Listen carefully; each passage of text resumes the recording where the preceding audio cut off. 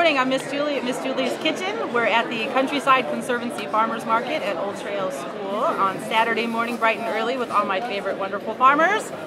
Okay, this is Farmer Floyd, and he is in, I believe, Kinsman, Ohio, and I buy millions and billions of things from him, and they're awesomely beautiful. And today I bought bok choy that is absolutely gorgeous, which everybody will be eating this week. So Floyd, tell us a little bit about your farm and what you grow, just something quick and nice. Sure. Basically, I'm located in a little town called Kinsman, Ohio. I grow on about 20 acres. I have about 5 acres that's mine and about 15 acres next door that belong to another family member. Been at that location since 2001 and growing this stuff since about 2005. Julie's probably one of my best customers, I think, at the market, and it's been a really great relationship and looking forward to doing lots more. So.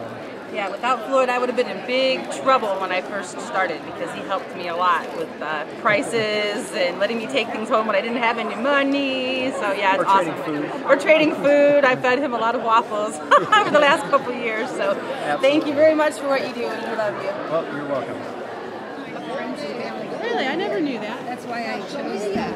Oh, so we would call you wonderful customers of mine. This is my jeweler. Miss Maureen of Beads and Variation, and she grows beads. She grows beads. She makes beautiful jewelry. They're growing right now. So at the farmers market, you can not only get fresh vegetables from farmers, local farmers, you can get beautiful, gorgeous jewelry for gifts and for yourself, so you can look really hot too. Oh yeah, she is hot. Okay, thank you. We love you. These are my wonderful farmer friends, Donna and Bob from Baker's Farm. And I get a lot of beautiful onions from them all summer long. Onions and peppers and tomatillos for salsa. And all their stuff is really beautiful. And when we're in the summertime at Howe Meadow this year, they were next to me, which was really fun. And they have all their kids come and help them work, which is really great. I'm talking to my children now. They should come help me more often. And where is your farm? We are in Wadsworth, Ohio, of course, and we're on River 6 Road in Guilford Township. And what do you grow mostly, and who do you most sell to? Do you have a CSA? And We do have a CSA. We have about 50 families that get produce from us, and then we do the Howe Meadow Farmers Market. Wow, that's a lot. And they have a double stand at the market, so they have a lot of stuff. With Morning Dew Orchard. These are pickouts of apples, and I wanted to show you this really quickly because a lot of people talk about how expensive it is, which it's not, to shop at the farmer's market. But if you want to make apple sauce or juice, this is a great way to shop when you get large quantities. But also, look at all these beautiful, gorgeous apples that are in your apple crisp and in a lot of our dishes at the kitchen. And this is Doug. Hello, how you doing? Our wonderful farmer. And where is your farm? Salem, Ohio. Salem, Ohio. How far away is that from here? We're around 60 miles to the east of here. We do markets in Pittsburgh, Cleveland, Kent, and Akron. This is a new variety, Pink Lady. I love Pink Lady. We also have Fuji, which is very popular, and a lot of other apples. We don't put no wax or preservative on any of our apples. Okay, good. No wax, no preservatives. We like that. Okay, here we are with Mays Valley Farm, and I get a lot of produce from them. They have beautiful cabbages today. Look at the purple cabbages. Those are lovely. The two together will make a beautiful coleslaw for later on today at the kitchen. And this is Michelle, and Tim is talking to some customers, and that's Lena down there. She does a lot of hard work on the canning of their stuff they have down here. Okay. Tell us a little bit about Mays Valley Farm. Mays Valley Farm is a family farm. There's 3 families owning, operating, and making a living off of it. And the farm is about 1,000 acres. About 350 owned, the rest is rented. 52 or 53 different crops, vegetable crops planted, corn, soybean, oats, that kind of stuff, the big stuff too. And then a lot that goes to the farmers markets. A lot of sweet corn, 125 acres of sweet corn. Which is really awesome. A lot of that gets wholesaled in the summertime.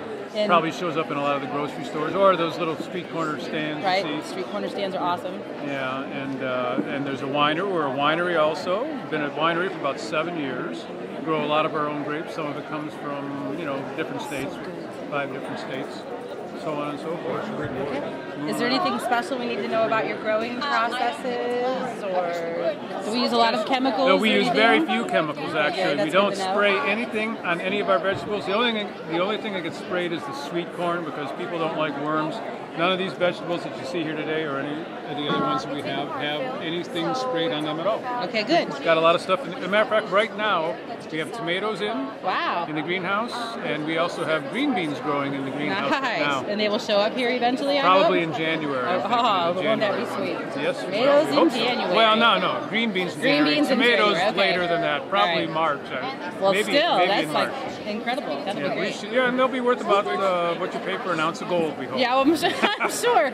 And tell us where the farm is. Farm is in Hartville. You're in right now. Hartville. Yes, Hartville, Ohio. Okay, good. And you have a shop there. People can stop and We buy have our things own and market right grocery down there store and too. all that Stop good stuff. in, have a glass of wine. Sure. Awesome. Thank you. Sure, you're welcome. The lovely ladies from Huffmans Fruit Farm, Miss Sarah and Miss Barb, who are being camera shy. So we will show you their gorgeous Brussels sprouts and one of their happy market customers. Hi, we love Brussels sprouts. And tell us your name. My name's Heather Roschek. This is Heather, and she's also one of our wonderful market volunteers when she's not being baby mama. And tell us what you do for the market really quickly. That'd be great. Well, I actually work for the Conservancy, so I help. So you're not a volunteer anymore. You're an employee. Exactly. Awesome. Yeah. I should have known that. Market. Cool. Way cool. And this is our new baby. Yes, this is Market Baby Henry. Woohoo! Drooling all over. And they grow a lot of apples, and they also have a shop, and they are in Boardman, Ohio. Huffman's Fruit Farm is in Boardman, Ohio, and they have apple cider here. And they usually have pears and all kinds of vegetables all summer long at the market. And they are our big fruit vendor at the market. In the summertime, they have beautiful raspberries and blackberries and strawberries and peaches. And we get a lot of stuff from them, so it's awesome. Okay, I'm going to introduce you to one of our Happy Market customers this time. Yes, Happy Market customer. This is Greg, and he's standing in at the moment for somebody's booth because he's that happy. He's helpful. Very much so. Absolutely. So tell us a little bit about why you love the market and what you buy and what you do with it. Well, let me tell you first how we got in the market. My wife's health was so bad that she couldn't lift her arm up. And we found that it was all from her diet. She started eating organically, and now she's doing Tai Chi, chin-ups, running. Awesome. Seriously. I mean, it just completely, dramatically changed her health. So what happens in that we decided to get involved with the farmers out there. So actually, to the point that I've actually helped farmers plant and harvest, process chickens and turkeys. All the food we get comes locally from our farms. We buy almost nothing from the full store except maybe paper products now. And the quality of the food, I used to be 60 pounds heavier. I've dropped 60 pounds just by eating what I eat here, and I refuse to diet. What I do is I'm getting high nutrient-dense food, and I just eat what I want, and when I'm full I stop and the weight goes away. So I still walk, and that's my big exercise. But as far as what it's producing here at this market, I keep looking at her if I'm not looking too bad. What I'm producing here at the market is just, the stuff is awesome and phenomenal. We actually spend a lot more money than we should because we give so much away to encourage other people to go ahead and participate. That's a beautiful thing. Yeah, and we've got people with like little kids in there going that they will not even eat store-bought eggs anymore. Right. One of the people here, we know they have their eggs. They took an egg from Giant Eagle, should I say that? Yeah. And one of their eggs from here, and actually had them analyzed. Their egg have 30% less cholesterol and 30% more nutrient. Wow. So why would I want to eat a store-bought egg? Yeah, isn't that something? Seriously. And then chickens and turkeys. I mean, I know where my chickens come from. I can even tell you sometimes what row my food comes from. And when you start knowing these farmers, the one guy actually says, I want all the tomatoes off these bushes. He has certain bushes he grows just for me to make my sauce. Right. So why would I go to a grocery store? Right, isn't that great? Oh, I love that, I know. Yeah. I put in my order in the spring and tell everybody what I want them to grow for me, and they just come up with fields and fields of the most beautiful, organic, gorgeous stuff. And the things that I can get here that I can't get in the store, because some of these guys, they grow things just for themselves. Right. So the varieties you're getting in stores are things that travel well with no flavor. Right. The one farmer grows 27 varieties of tomatoes. I actually had a tomato one time, it was yellow, it was like a peach, it was fuzzy.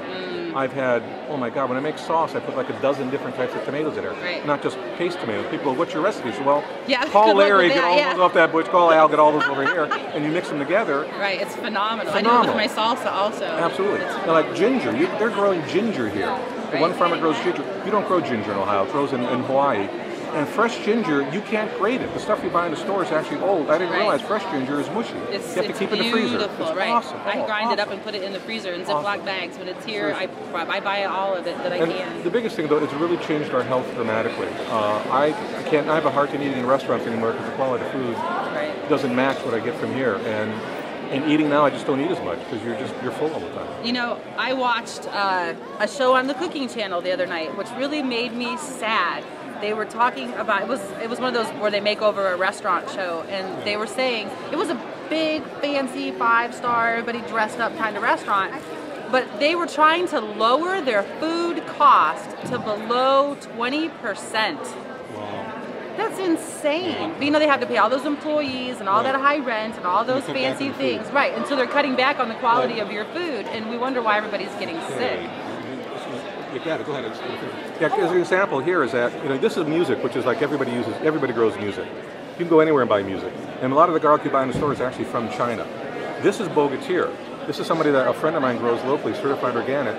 This stuff is so good that the one restaurant person, the owner I know, will trade me wine for this. I'll give him a head this size, he'll hand me a bottle of wine. Wow. It is that good. So yeah, so there's just no right, there's no comparison. So you can't even go in a store and buy this. And yet he grows a dozen different types of garlic and always trying something different. Why would I go to a store? Why would I buy second-rate food that's the lettuce you buy, it won't keep like a few days. This lettuce keeps 3 weeks because it's not 2 weeks old when you buy it. This was just picked. Right, so let's go find some lettuce. It was